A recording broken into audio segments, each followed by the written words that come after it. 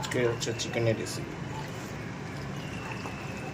Chicken এখানে mix up করা হচ্ছে ভালো করে, হালকা অয়েল দেওয়া হয়েছে, ম্যারিনেট করার পর মাখিয়ে নেওয়ার পর হালকা অয়েল দেওয়া হয়েছে।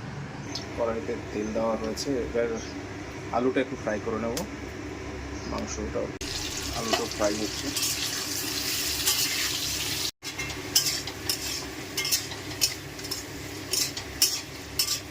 পেঁয়াজ ভাজার কাজ চলছে, মশলা কষানো চলছে।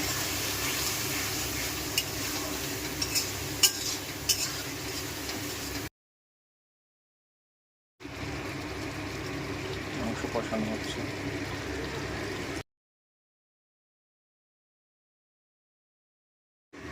কষানো প্রায় হয়ে গেছে, আর জাস্ট 4-5 মিনিট হলেই কষানো পুরো পোলট্রি তেল ছেড়ে দিয়েছে। কষানো হয়ে গেছে, জল গরম হয়ে গেছে, জাস্ট 2 মিনিট বাদে জলটা দিয়ে দেবো।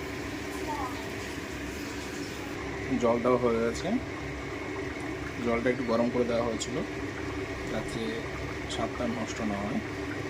তো ফুটছে টকবক করে, জাস্ট খুব সুন্দর কালারটা চলে এসেছে। মাংসের ঝোলটা আজকে